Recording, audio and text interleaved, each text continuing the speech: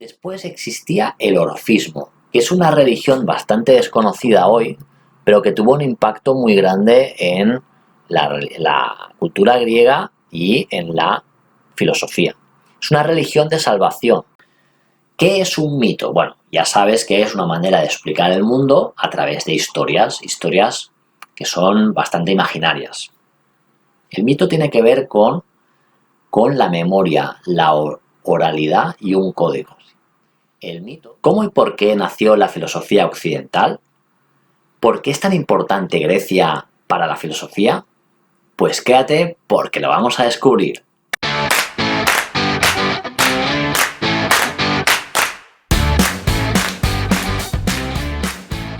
¿Por qué es tan importante Grecia para la filosofía? Bueno, pues aparte de que evidentemente la filosofía occidental nace en Grecia, es que también todas las categorías o muchas de las categorías que hoy día todavía se utilizan en filosofía nacieron en esa época. Por ejemplo, el monismo, el dualismo, hedonismo y utilitarismo, racionalismo e idealismo, etc. También otro motivo que Grecia ha tenido una importancia capital en la filosofía es que ha habido vueltas a Grecia varias veces en la historia. Después ya de Grecia y Roma, en la época medieval, se produjo el llamado Renacimiento carolingio. ¿Qué quiere decir? Pues que en la época medieval, en los monasterios, se volvió a enseñar a los clásicos, entre ellos los de Grecia. Ya sabes que Roma toma muchísimas cosas de Grecia también. Pero, pues, supuestamente en todo ese ambiente cristiano de monasterios, pues se vuelve un poco a algunas cosas paganas que no eran antes de la época de Jesús. Eso se llama el Renacimiento carolingio. Después vino el Renacimiento propiamente dicho, la época de Leonardo da Vinci, todos los autores del Renacimiento, y no se termina aquí la cosa. Después también ha habido personas que se han quedado ahí. Por ejemplo, los neotomistas, que son personas que apoyan las tesis de Santo Tomás, que ya sabes que no es griego, es medieval, pero que le debe mucho a Aristóteles. Después están los neoplatónicos, que a verlos haylos. Y a lo largo de la historia de la filosofía han habido muchísimos neoplatónicos, muchísimos. Y hoy día también, pues, se comenta todavía autores griegos. Por ejemplo, Deleuze, que es de segunda mitad del 20, tiene comentarios sobre Platón, entre otros. Y eso no es casualidad. ¿Cuál es la situación de Grecia al nacer la filosofía? Vamos a ver en qué contexto nace la filosofía. En primer lugar, la situación geográfica de Grecia. Grecia es un país o una zona del mundo con un montón de costas que facilita la navegación y el comercio. Además, tiene un suelo pobre, con lo cual esto obligó al pueblo griego a buscar suerte en otros países, pues a través del comercio y la colonización. También facilitaron este tipo de contactos, pues estar en contacto con grandes culturas como los fenicios, los egipcios y los mesopotámicos, grandes culturas de Oriente.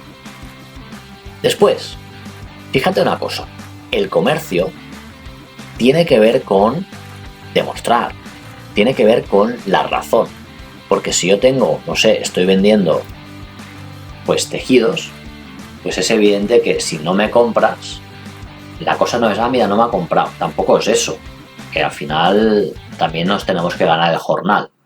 Entonces, se trata de demostrar, se trata de argumentar y razonar con el cliente para que te compre. Y no es imponiéndole nada, porque si no te compra no le vas a pegar un tiro. Eso también yo creo que es una faceta importante de la mentalidad griega, es una mentalidad de consensuar las cosas, de pactar. Y eso en parte viene por el comercio también. Esto todo en un ambiente de grandes demostraciones o manifestaciones culturales del pueblo griego. Claro, tengamos en cuenta todas las esculturas que había, todos los edificios, toda la literatura, la poesía. O sea, fue una gran cultura de la época, muy potente. Y evidentemente, pues la filosofía se potencia en este contexto cultural tan potente. Después existía el orfismo, que es una religión bastante desconocida hoy, pero que tuvo un impacto muy grande en la cultura griega y en la filosofía. Es una religión de salvación, tiene un concepto pesimista del ser humano, negativo, y esta impureza heredada de los titanes, como dice el orfismo, pues se puede purificar en varias vidas. Entonces, pues eso influyó en muchos presocráticos y en Platón también. Después están las cosmogonías, que eran, ya sabes que la religión griega, pues es una religión politeísta, que creen en varios dioses, creían en varios dioses. Y las cosmogonías era jerarquizar estos dioses, es decir, estipular cuál era el dios más importante y lo más importante para nosotros, el por qué. Es decir, se hace una especie de teología para entendernos de los dioses. Las cosas no solamente vienen dadas, sino que se van argumentando. Después está la sabiduría gnómica, que no tiene nada que ver con los gnomos, que yo sepa, pero es una especie de refranes que de la época, refranes de sabiduría popular, que se atribuyen a 7 sabios. ¿Qué tipo de refranes son? Por ejemplo, nada con exceso, o el término medio, nada con exceso, como máxima. Conócete a ti mismo. Es potente este. Ya sabes que es la gran frase que estaba en el oráculo de Delfos, cuando Sócrates pues se inspiró en esta frase, cada día iba a rezar a sus dioses y entonces pues veía esta frase, conócete a ti mismo. Entonces hizo precisamente eso, conocerse a sí mismo, y es cuando se dio cuenta de que no sabía nada. Solo sé que no sé nada. Y precisamente es eso lo que le hacía más sabio que la mayoría de los hombres. Pero eso vino gracias a una máxima gnómica. Conócete a ti mismo. Conoce una buena oportunidad, también sería otro dicho, otra máxima de ejemplo. Conoce una buena oportunidad, que también apela bastante. Y después, estudia lo bueno. Estudia lo bueno. No vamos a estudiar lo malo, ¿no? Pero sí, o sea, es que invita. Modesto en la prosperidad, fuerte en la adversidad. O sea, cuando las cosas te van bien, relájate, bájate los humos. Y cuando las cosas te van mal, pues sé fuerte y supera las adversidades. Escucha mucho y habla poco. Esta es... nos ha llegado, yo creo, esta a nosotros. Escucha mucho y habla poco. Después, como bien sabes, se produce el paso del mito al logos. Pero no es un paso que venga dado de la noche a la mañana, es un paso gradual. Entonces, los presocráticos, Sócrates y Platón, hay una evolución ahí. Está la época mítica, que creían en los mitos. Esto viene, el trueno viene porque tal dios se ha enfadado, no sé cuántos, tal. Después están los presocráticos, que gradualmente, cada 20-30 años, pues van evolucionando y dejando esos mitos, pero al principio está como muy mezclado, con religión, mitos y filosofía.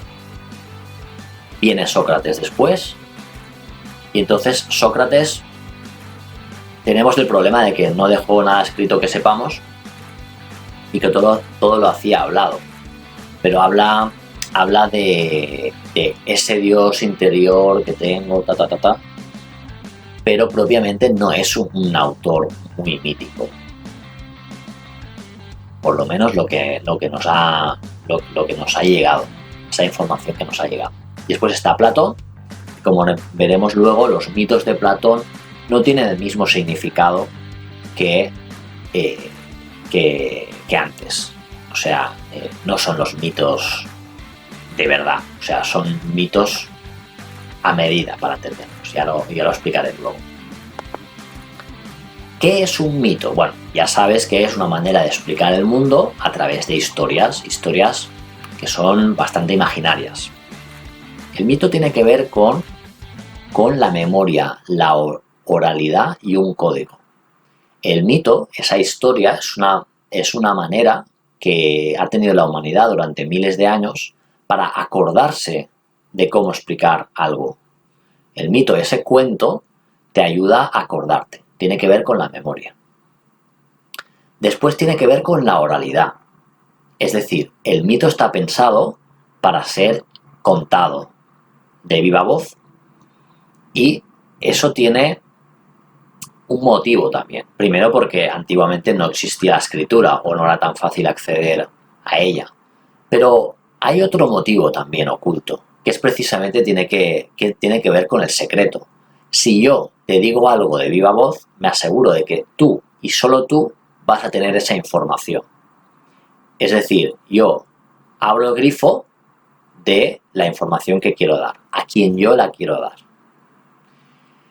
Y después también tiene otro componente que es el componente de secreto. Si yo te explico a ti una cosa, imagínate que tengo 4 discípulos, pues a uno de ellos le explico lo más hondo, lo más secreto, y a otro no. O sea, hay graduaciones. Y eso ya tiene que ver también con el código.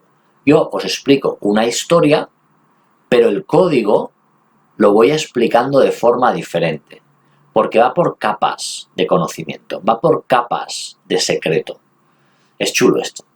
Entonces, la idea es esta, que durante miles de años lo que se hacían era como el maestro estaba y entonces iba explicando las cosas a sus discípulos, a nivel de sacerdotes, a nivel de...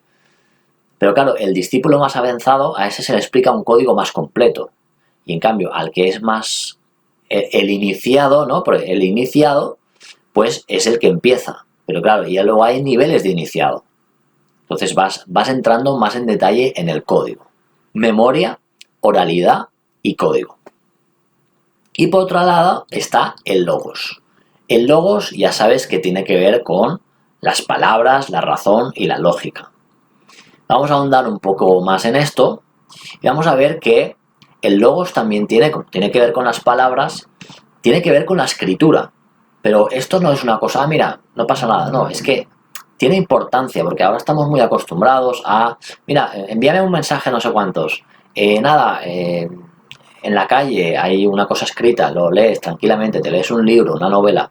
Claro, eso ha tenido una evolución a lo largo de la historia. Antes no existía la escritura, pero una vez ya existió, la escritura, una de las cosas que tenía era apoyar a la memoria. O sea, no era como ahora, que tú te lees una novela de una novela romántica y ahí está todo.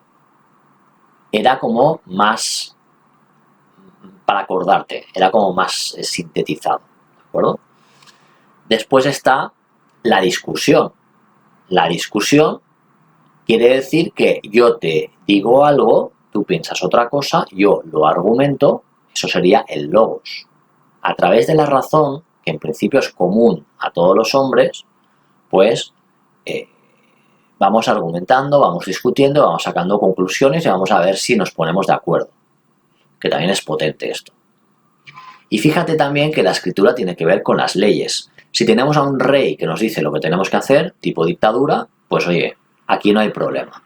Pero si ya la cosa es, bueno, vamos a ponernos de acuerdo, tal.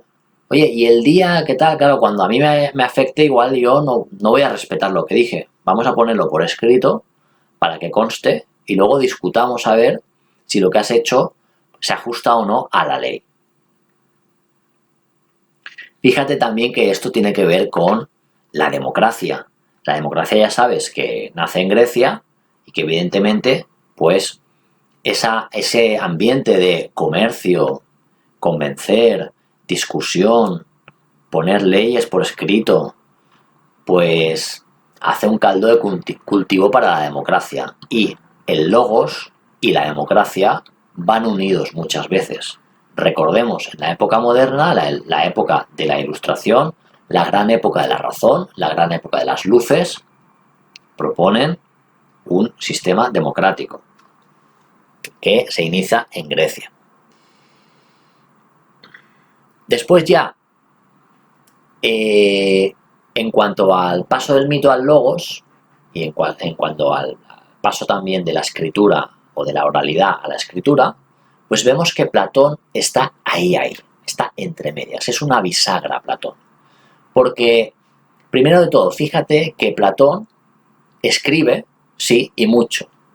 Escribe muchos libros, pero lo hace en diálogos. Piénsalo bien, lo hace en diálogos. Es decir, lo que para él era el lenguaje, él lo concibe como algo puramente hablado. No es, o sea, es una reproducción, es como si estuviera haciendo un cuadro, literariamente, de una conversación. Después, recordemos otra cosa, bueno, o igual no lo sabes porque esto no se sabe tanto. Las tesis más importantes de Platón no quedaron escritas. Es decir, Platón tenía una academia y él tenía un sistema propio de avanzar en la vida y la felicidad. Entonces, eso es lo que enseñaba en su academia. Sus libros, sus diálogos, se usaron bastante para promulgar la academia, o sea, para hacer promocionar la academia.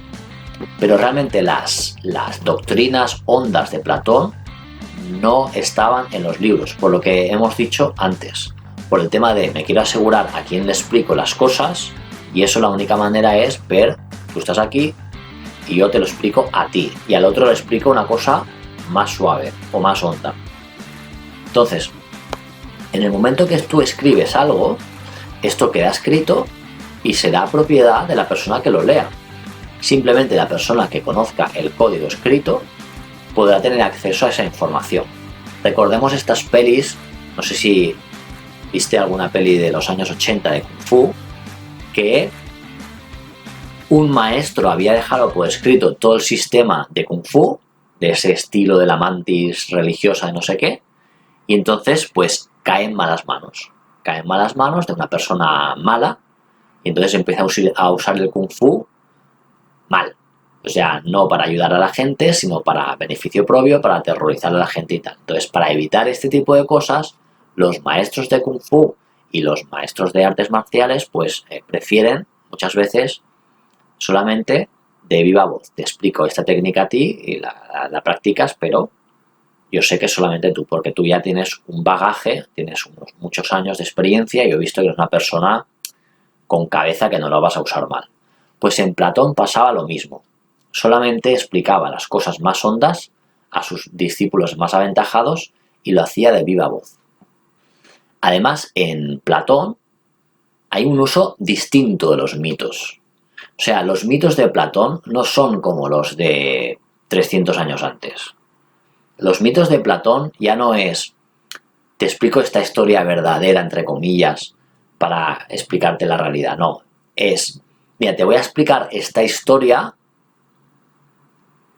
para que es como un ejemplo. O sea, propiamente yo no creo que había habido un carro, no sé cuánto. No, a ver, el carro en realidad simboliza el cuerpo material o simboliza el alma. Entonces, pues, se cae, esto simboliza, o sea, son símbolos más que nada. Después tiene algunos diálogos en el que dice, bueno, mirad, diremos esto, pero ¿cómo vamos a convencer a la gente de que hay gente con diferentes talentos? Pues bueno, mira, digámosles que antiguamente, ya recogiendo un mito antiguo, me parece que era de Homero o Hesíodo, uno de estos, pues diremos que la gente tiene unos metales dentro, ¿sabes? Oro, plata, bronce, entonces pues por eso. Pero, ¿sabes? Guiñando el ojo. No se creía los mitos, seguramente.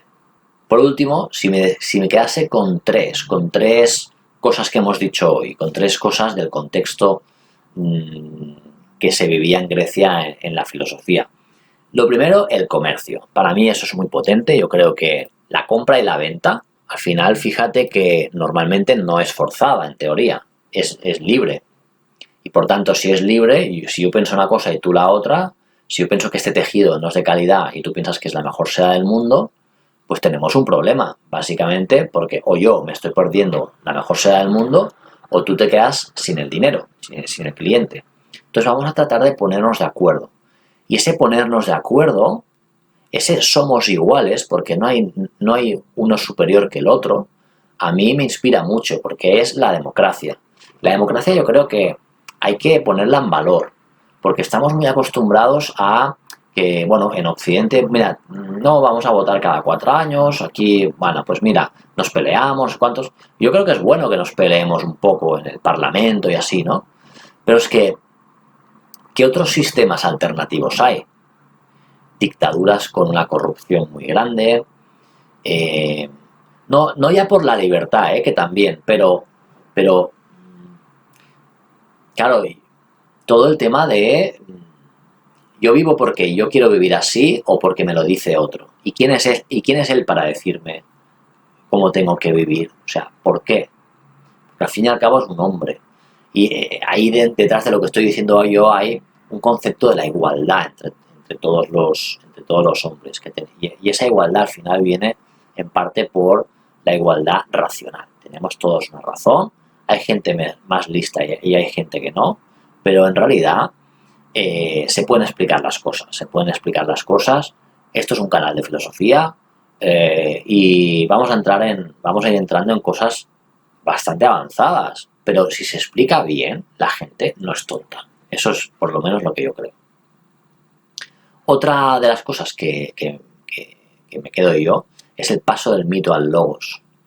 Esa cosa mítica del principio va siendo sustituida por algo más razonado, algo más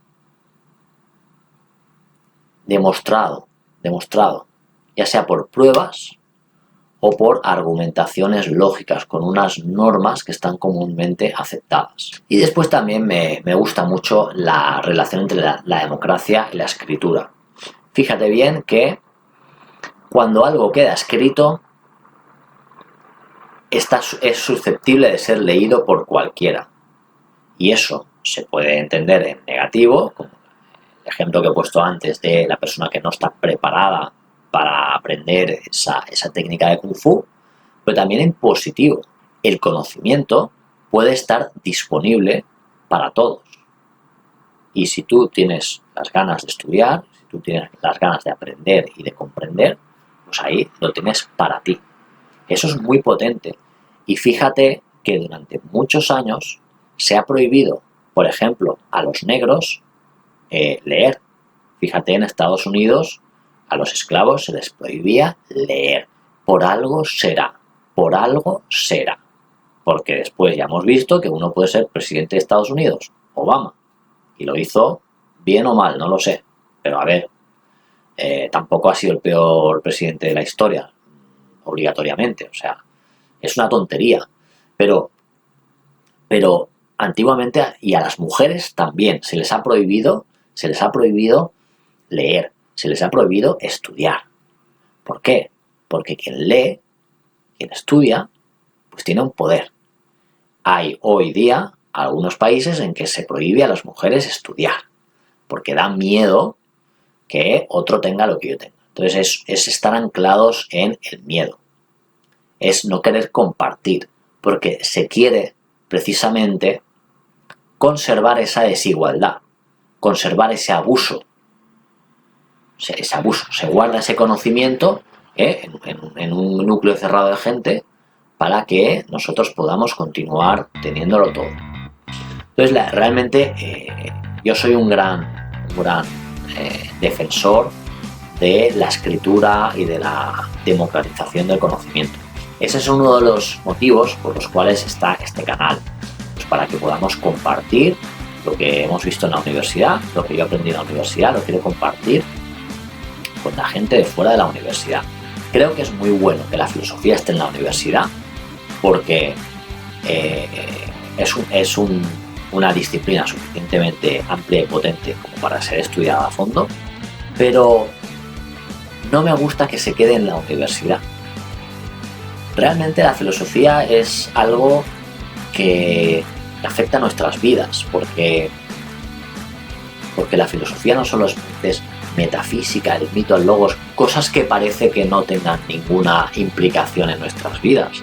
La filosofía también tiene que ver con la política, con cómo nos organizamos, cómo gestionamos los recursos comunes. Eso también es filosofía, y la mayor parte de filósofos tienen una parte política de su obra, y después también tiene una parte ética. Casi todos los filósofos tuvieron una orientación ética y política. ¿Cómo vivo? ¿Cómo debo vivir? ¿O cómo seré más feliz? Preguntas de este tipo vienen de la filosofía, tanto la occidental como la oriental. Nosotros aquí nos ocupamos más de la occidental, aunque también explicaremos cosas de la oriental que también es muy chula, que no las he aprendido yo en la universidad porque no se han dado, pero sí que las he estudiado, y creo que también vale la pena aprovechar ese conocimiento de otras partes del mundo. Pero, ostras, saquemos la filosofía de la universidad. Es una pena que, por ejemplo, en España no sea obligatoria la filosofía en bachillerato. Ellos se lo pierden. Pero bueno, no es, mira, pues yo lo sé y tú no lo sabes y te jodes.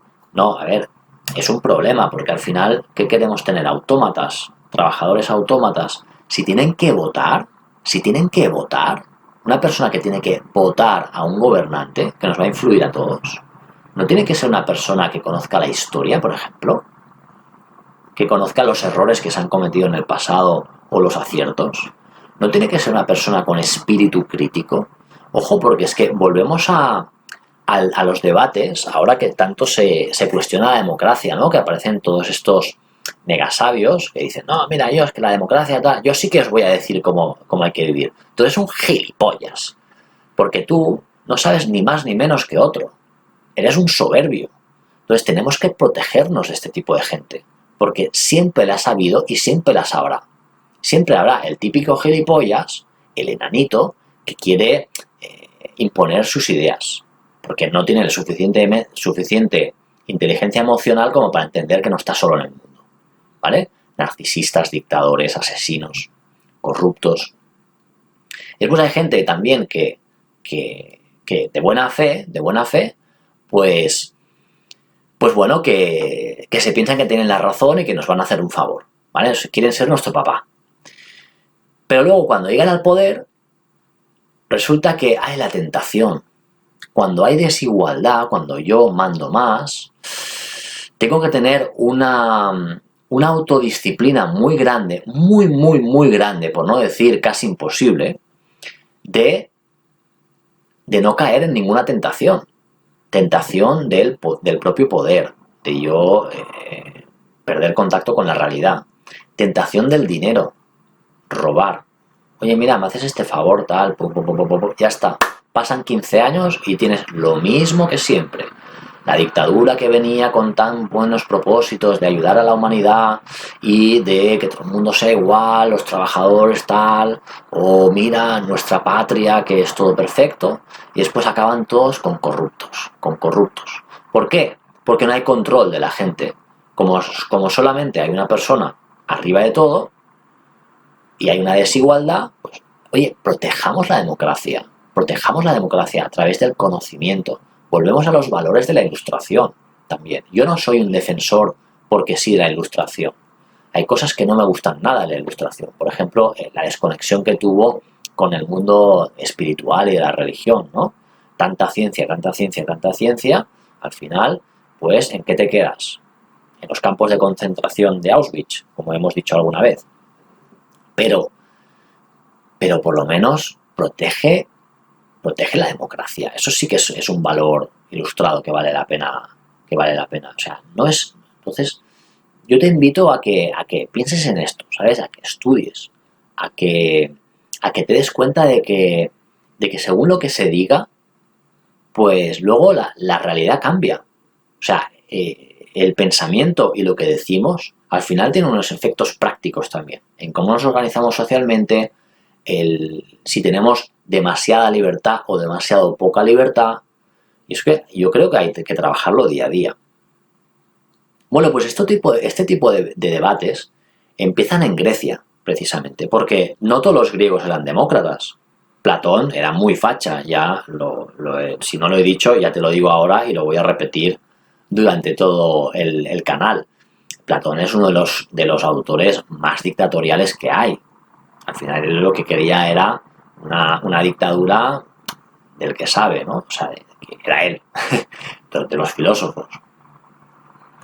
Pero también había otros autores en su época, los llamados sofistas, que sí que defendían la democracia. Y esto viene por una manera de ver al hombre, una manera de ver la verdad también.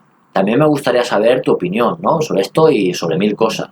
Yo te animo a que lo pongas aquí en los comentarios y cuáles serían tus top 3 de relación entre Grecia y filosofía, o di lo que te dé la real gana. Entonces, nos vemos en el próximo vídeo. Y nada, te espero aquí, en el Rincón de Sócrates.